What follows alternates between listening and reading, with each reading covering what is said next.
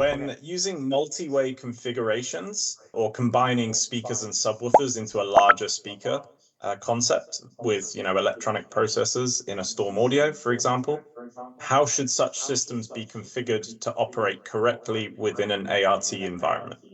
So multi-way can work if the separate elements are located relatively close together and they're properly manually aligned before using Dirac. So ART can only separately process channels that are given to it. So when we configure a multi-way in a storm and ART only sees it as one channel, it can only apply one lot of processing to it. It can't divide the channel after the fact.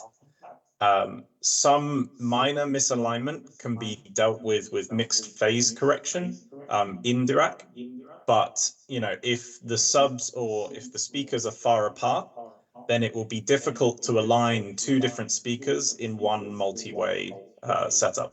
书架跟一个超低音，我想把它整合在一起，算成一支喇叭，用分音器的概念，就是等于说在 Storm 里面做电子分音的概念。好，喂进去要来做这个 ART 的话，有什么要注意的地方？我们现在很多玩家是这样哦，就是左右主喇叭先串了超低音。也就是说，他在做2.0的时候，事实上是2.2在跑。他透过前级它是双输出，那另外一组是喂给超低音。虽然我还是2个进去，可是它是4个出，2出给左右，2出给超低音。在这种情况的话，如果你要拿它来做 ART， 很重要的事情是，首先第一个，这一组东西必须要在附近，要离得很近，因为这是时间的问题。然后第二个，单体的相位也要预先校正好。因为我们在 Storm 里面，我们可以有点像电子分音的概念，我们可以把几只喇叭勾在一起变成一只。可是对 Dirac 来看，我只看到一只，所以说你自己要先把相位弄好。我在让它执行 ART 的时候，它给它的指令才会被正确的执行。我的建议是，如果没有把握的话，我不会让这些所谓的 mix 的这种组合去 ART 别人，别人 ART 它是可以的。他不要去搞别人，比较安全。好，除非你真的像他讲的一样，就放在旁边。然后第二个，你所有的时间自己都先校准过。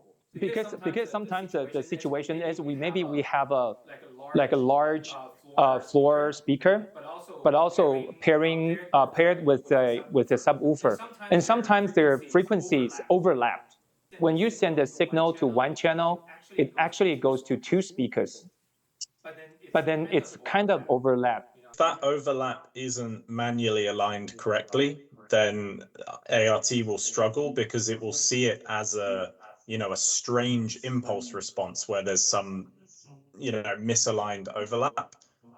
So it's best to separate them if possible. On a Storm device, they're very capable. Having them as separate channels would be great. I think most of the time this happens in an analog system. A lot of times the clients want a system where they can run the system both digitally and analogically, so that when they listen to something like vinyl or listen to like pure music, they can have their own setup in which there's a floor speaker and also the subwoofer as one side, and then they would kind of very they're kind of fundamentalist in a way, So it's. I would always choose to have separate processing, because that will get you the best result. If you want a setup that you're going to have an analog chain and a digital chain with ART, then that might be a compromise you have to make if you want the analog. But if you want to, really optimize the sound as best as possible and stay digital there, then to separate them is a great idea. I've done this a few times with, a Denon or Marantz device where they only have 4 subwoofer outputs, but maybe I have more subwoofers and I want more low frequency control. So I've used the subs onboard crossover to stack a subwoofer and a speaker, so I get essentially more subwoofers in my system, even though there's only 4. Okay. Yeah, so I was saying with a device that has less subwoofer outputs, then a main and a subwoofer stack as one channel. Yes. Is a great way to, have additional benefits. But, that's also why I might choose a Storm, because they have a lot of outputs and configurability as well, which is fantastic. What's the next development direction or major milestone for ART? So I can't speak to any particular milestones at this point, but what I would say is that we've had a lot of incredible feedback. We've sent out a survey recently. We've got a lot of ideas, a lot of valuable feedback. The reaction is really good. People are really enjoying active room treatment, which is fantastic. And there's a lot of engagement, like with yourself, Daniel, there's a lot of people excited about it. So, it's exciting to see what we can work on in response to that. Yeah, I was telling them about how, as a software company, you keep on making the software even more powerful. Because I give them an example, because they must have experienced this themselves, which is the different. I think it's how you handle the subwoofers differently, even in ART. Because before, when we use ART, we can decide which one is the real, or we can decide that this subwoofer is the main subwoofer, and the other would just compensate that. But I remember last time you told me that in the new version of software, or in the latest ART software, you cannot really tell which one is the main. It will be decided by the algorithm. Yes, exactly. When we look at the subwoofer group, we can see this parameter here called LFE reference. And what this is basically which speaker do we want to use as the timing reference to align the subs. So obviously a great speaker is the center speaker, because then we get a really nice symmetrical subwoofer performance across the whole space. 这个栏位是讲到我们的超低音到底它的相位要该对齐谁？那通常就是对中间的这个 center speaker。通常因为这样才是正确的，所以你会发觉就是 ART 玩的那个超低音的那个位置一定在这里，中间对的准准的，对不对？好，但是其实这可以改。A reason you might want to change this sometimes is if you don't have any subwoofers at the front of the room and you only have subwoofers at the back, maybe you could change it. Not that you would want to do that, but sometimes this happens. You could change it so that the subwoofer reference was from the back, and then you would perceive the sound from the back. So you're telling me that, let's say, if because of a certain reason that I only have the subwoofers in the back, then I should change the parameter to, for example, like surround left or surround right because they're in the back? Yes, so when we talk about trying to meet a target and how the wavefront travels across the space, if we choose the center speaker as the target wavefront for the subwoofers, that sound is coming from front to back in the room. But if we don't have any subwoofers at the front, we're going to be trying to meet a target in reverse. If the subwoofer's at the back of the room, it's going to struggle to meet a target coming from the front of the room. So you would want the subwoofer or the reference to be close to where the subwoofer or they might be in order to best reach that target. Most of the time when we talk about LSE, there should be no directivity. So what's the thinking of behind that changing that parameter? So if you're going to align multiple subwoofers in a room, you need to align them to something, right? If we're talking about aligning them for multiple seats in a room, we can't use every single point. We need to have a reference for the timing to align them to. So this is a way to get a good solid timing reference, so you get the most punchy, solid bass performance possible. I think it's a really powerful thing that a lot of the feedback has been that people really enjoy the clarity when you get this directional sense from bass. I think LFE before was omnidirectional because no one knew how to control it, but now we can control it in a really effective way. A lot of times when we play something like pipe organ, the frequency goes to very low. Most of the time it's more about that kind of immersive feeling of being in the low frequency. So you can't really feel the direction, the directivity of the ultra low frequency. So he's just wondering how that will be affected by changing the... Of course, and it's a valid point. When we get lower in frequency, obviously the wavelengths are a lot longer and harder to control. So the natural and in the way I perceive it with active room treatment as well, is something like an organ that doesn't have transient information in the low frequency. You will still feel that immersion because the wavelengths are so long and there's no direct kind of transient to give you a sense of direction. It's definitely something you should listen to and understand how it works. It doesn't just mean that it's coming from the front only and it's not immersive, but it just allows you to get more punch and a better alignment for everything to work together in the first place. So it will still be immersive.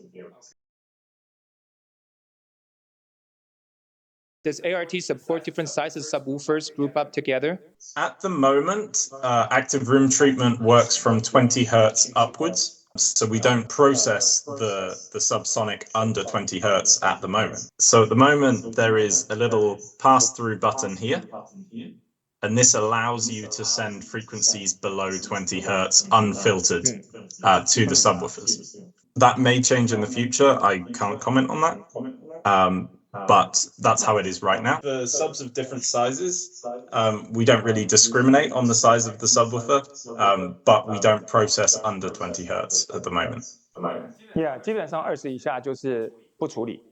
如果说假设你们要玩20以下的极低频，我的做法就是把它抽出来，把它放在外面的 group， 然后把那个方块 check 起来。你这边有超多 subwoofer， 对不对？你把它拉出来。然后呢，这个如果像你讲这么厉害，那你就把它，那它一定可以下到20以下嘛？你就把它 check 起来。到时候你会发觉一个事情好玩哦，就是我们通常如果是 full control 的话，这边就掉下来了，对不对？对。但是呢，你这个在外面的，你把它 check 起来，它就出去了。那像譬如说我们现在的 sub 5 go down to 8，how do you play with it？ 首先有一个概念很重要，我跟大家讲。你即使把这个 sub 拉出来，不是说它就不发生哦，不会了。现在新的 ART 演算法，它拉出来的意义是，你可能希望它的 support range 或是它的 support level 不跟原本这个 group 一样，所以你把它拿出来，只是为了说我要对它下不同的参数。可并不表示你拉出来之后它就不干事了，不是说它拉出来就只发降噪音，它仍然参与在主要的声音当中。当它拉出来之后，它就可以由这个 group 里面的人去做主要的 target curve， 但是在外面的你就可以选定这其中哪一个，让它去做极低频的演绎。So it's giving an idea of the MIMO filters, so the support filters that are being used. I would maybe not get too caught up in it, because what you can't see in this is the time domain of those filters. You can only see the frequency response of the filters. Yes. So to just look at the frequency response, and that doesn't mean everything. But what is useful to see here when we look at show filters is if there's any particular peaky behavior. So if any of these filters are particularly sharp, and that's causing a speaker to overdrive a bit, or overload, then it could be because there's a particular frequency that the calculation needed to really boost. So then reducing the amount of support could soften that out a little bit. Yeah, it sounded like you touched on it there, but it's a good example of when we talk about MIMO, just how many filters are happening, for every channel to support every other channel. If we consider there's like a grid of filters, so every input channel has its own filter to every output channel. 为了要修理这个左右声道，所有的他参与的这 speaker 都在做事，只是说没有时间在里面而已。其实我觉得这个还不错，因为这样的话，也许我们可以检视一下每一只扬声器为了做这件事情，它的工作量是多少。The other thing that isn't represented in that, you remember we talked about a speaker being either constructive or not either, sorry. It can be both constructive and destructive. So some of those frequencies could be played back in a way to reduce the resonance, and some of them can be played back in a way to fill in the gaps. Because it's not showing the timing and the phase information, some parts of it may be constructive, some parts of it may be destructive. But it's all little pieces of the puzzle in order to make the best sound field. Any way that we can set up exact crossover points in ART for each speaker? F support low would be the best bet for where the speaker rolls off. So we don't have specific high and low pass filters. It doesn't quite work in that way. So it's not, a specific, here's a high pass filter, here's a low pass filter. But the F support high and low work in a similar way. Actually, on a Storm audio device, you might have that capability actually. Yes, we can. And that's here. That's additional. There's a high and a low pass parameter that are on this list as well. Not in the Storm. I mean, within Dirac. New version. Yeah. So you're telling us a secret? I'm not saying anything, Daniel. You're not saying My lips are sealed.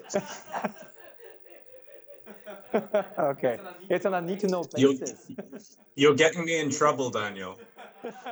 No, I didn't say anything. We're gonna have to end this call. No. Yes. Okay. One last question. So Didi is asking, like, when will ART becomes a VST, like a plugin?